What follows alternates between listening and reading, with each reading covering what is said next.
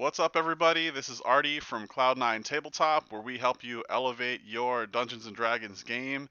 Today, we'll be looking at a review of the Elderwood Academy mini dice box that's on Kickstarter. So, this is a super exciting project to kind of look at. They are launching this just in time for the holidays this year, and it's a really cool little box. A lot of you might be kind of looking at this video thinking, I'm not sure if this is for me. I'm not sure if it's worth the spend. And so we'll be taking our time to go through a look at, what are these boxes and what is the ordering process like? Well, that's why we've got the web browser up, and because it really is a kind of cool customized process.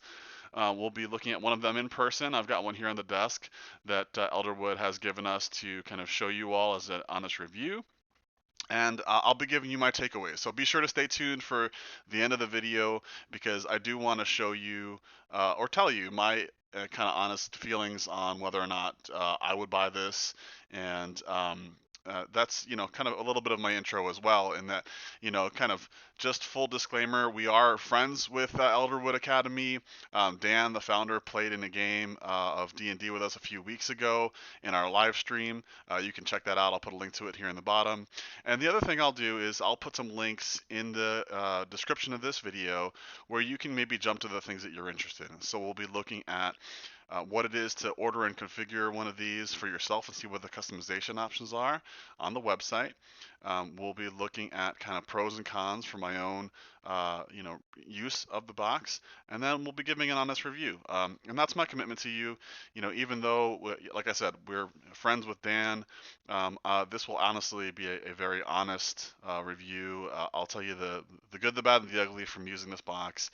And I've got no monetary connection to this. This is not an affiliate program at all. I receive no funds from any sales from anything from Elderwood, so we're free and clear there. So let's jump over to the website and show you what it is to order one of these. We'll throw the link to this in the video as well. So this is a link out to the Kickstarter page for the Elderwood Academy mini spellbook box. So the one thing to kind of look at on this site, or to understand, is that Elderwood has had larger style dice boxes for a while. So this is their new product, which is a smaller kind of pocket-sized version. And the reason why I wanted to start us on the website is because it really is a very customized product. You could maybe order a basic one off the shelf, but part of the cool part of ordering one of these boxes is configuring it. So as we scroll through, you can start to see many of the options that you have for ordering a box. Essentially, you're choosing the type of wood you want. You're choosing the style of the insert. You're choosing the color of the leather, and you are choosing the design that goes on the outside of the box. So what we'll be looking at here in a few minutes is not the base model. So the base model, scrolling way back up to the top here, you can get one for a starting price of 49 bucks, the classic Spellbook Mini. As you start layering in maybe a different wood that you really like, or perhaps a custom, foil on the outside, the price will go up based off of, what you're configuring. So for example, on the right here, they've got these cool kind of mimic looking spellbook boxes at 59 bucks. The wood prices are here. Again, the one we're looking at today that I have to unwrap here is the purple heart box. And we won't go through every option on the screen because there's just so much to look at, but they do have different options of the mimics. They have an Acquisitions Incorporated version. And here's the kind of the base customizations that you can go for here. Choose your icon, choose your border art for the leather. And you do choose the style of insert as well. So for example, the one we'll be looking at here is this hero design. So it's got an area for our dice, as well as kind of more open area for minis, and a dice rolling tray here to the side. There's other flavors of this, and as well as kind of an open box. One thing I do want to show on their website is the height differences. So in the Decatur and open boxes, which are these, you can go with a really kind of thinner box. And the one we'll be looking at today is this thickness. It really does make a difference when you're considering um, if you want it to be something that's pocket sized or really portable, because the thickness kind of comes into account if you look at it compared to a D20.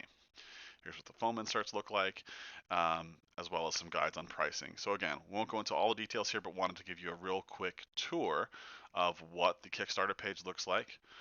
And so let me switch over and let's actually unpack this thing here that I have on my desk with you and show you kind of firsthand what this thing looks and feels like. All right, clear the desk a little bit. So as part of the Kickstarter, you get this cool kind of velvet um, pouch that it comes with. The dice that you'll see in here are my own. Didn't come with the Kickstarter, but I wanted to load it up with dice. So this is the Purple Heart version. I love the color of the wood. It's this kind of reddish purple, as you can see here. Get everything out of the way. And then the front is kind of the Spellbook style front, if you can see there. So let's pop this thing open. One of the things that you'll see when opening this is, again, one of the first reactions to it is very, very strongly sealed with magnets. A casual press is not going to force this thing open. You really do have to kind of push hard or pull hard when you open the box. I'll even show the inverse here just to show how it'll pick up. If you put the lid even close to the bottom just to show the strength of the magnets, it will hop up and seal very, very snugly. So in their marketing, they call these rare earth magnets. I'm not sure what that means, but it is pretty cool. They're nice, strong magnets. So this one sits nice and flush and flat, has locations for all of my dice here, and a cool rolling tray on the left for rolling, and keeping my dice contained. You can load up this here with either additional dice or some minis.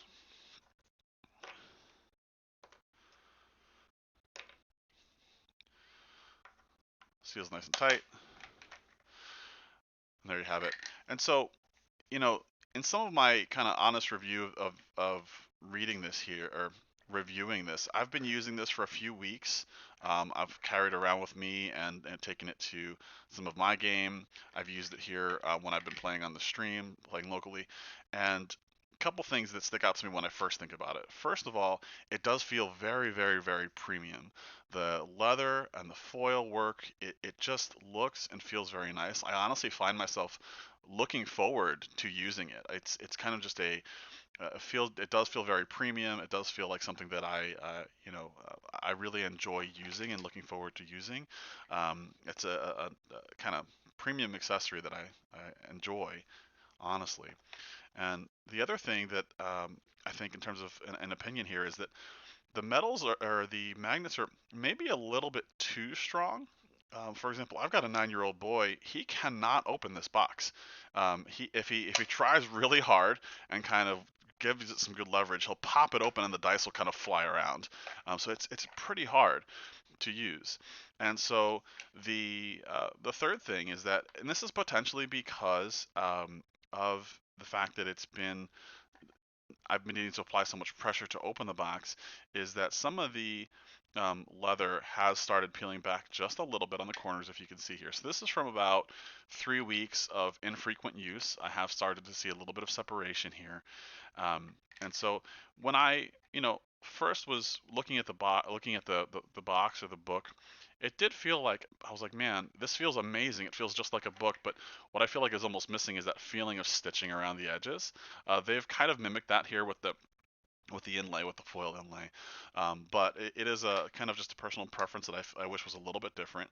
And I contacted Elderwood about the couple issues that I've had with it, with the fabric separating and with it being as difficult to open. And what they've said is, one, hey, if it's starting to separate, the way to fix that is just a little bit of wood glue. And so I haven't tried that yet because I wanted to show that to you in the state that it's in. And the second thing is that they have taken some feedback from not only myself but other people have given the same feedback that it's very difficult to open. And they said, hey, look, one technique is to, instead of applying pressure at the middle where the grooves are, apply pressure at the edge When you separate one magnet, it's a little bit easier. And if you saw on screen there, it still took a little bit of force, quite a bit of force.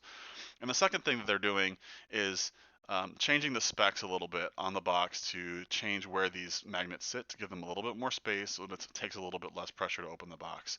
So we'll see kind of how that plays out. The other part that I wanted to show, just in terms of an impressions, is the quality of the wood here. The insert is all solid wood. It's all been machined, and it's not, glued together or stapled together in any way. And these, even though they're thin, these pieces feel very solid. It doesn't feel like I would break it or snap it if I hit it, incorrectly with, with a die or just grabbed it the wrong way. So I am impressed at how good the craftsmanship looks and how sturdy the design of it feels. So really good job there. I love this purple color of wood that is here, and I'm not clear if this was a nice color that was stained to be purple, or if it was simply cut out of something that was purple in color, because it really does look very, very nice, and it's called Purple Heart. So I don't know either way, but I really do enjoy it. Um, in terms of usability, having this at the table has been really nice, because I'm not sure if your table is like mine, but it gets crowded. There's, snacks and character sheets and minis and maps and markers all over the table often. And I know a lot of us play around a kitchen table, or perhaps a cramped, base room table. Basement table rather, and having my dice tray in a contained, kind of confined area in front of me has actually been really, really nice with space. I have a larger dice tray, and I actually like this one more because it gives me the same contained, nice kind of premium feel for rolling my dice, but it's small enough that I feel like I can keep my space, which is at a premium, kind of optimized. So I really, really like the size.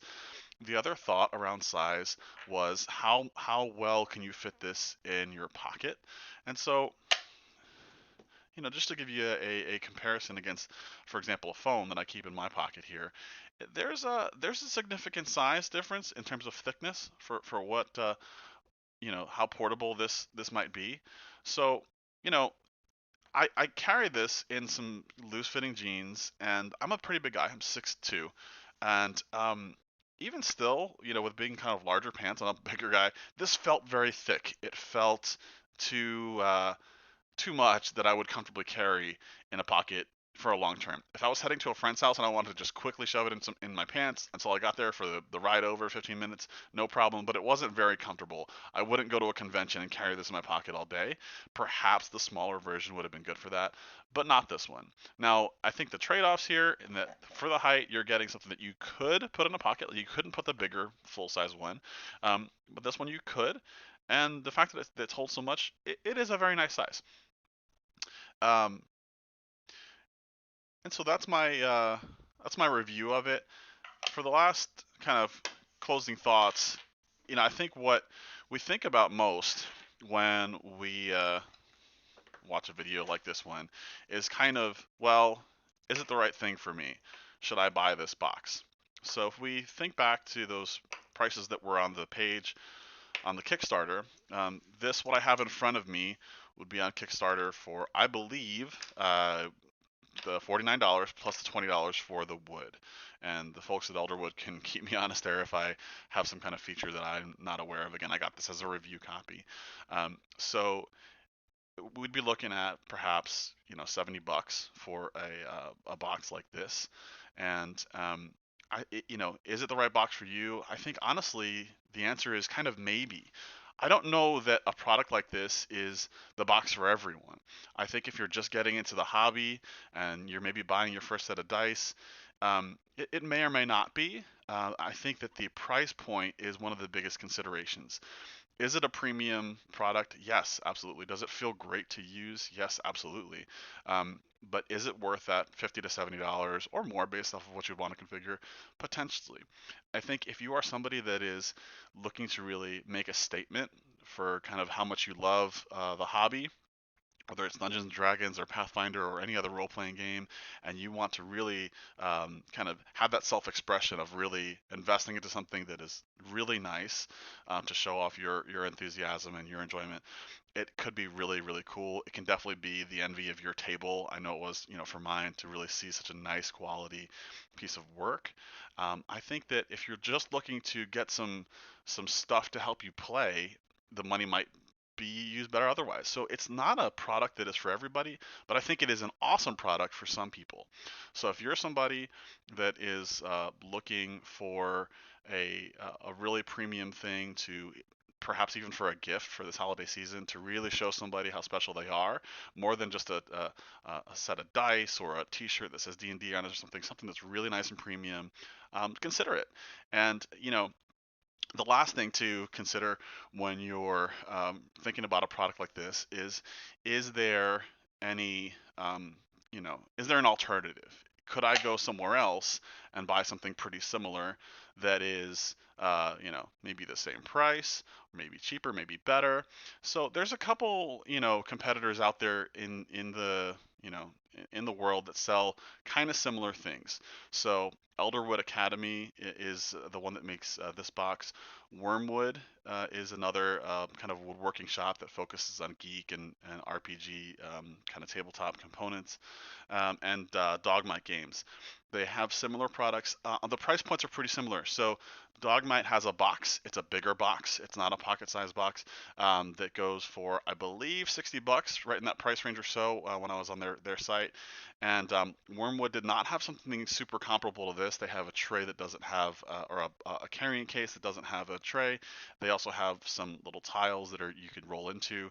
But in all cases, it was kind of comparable in terms of price, so far as you know the, the range that you're going for the functionality. So I don't think it's overpriced. I do think um, it's a luxury item that you're kind of paying for what you get.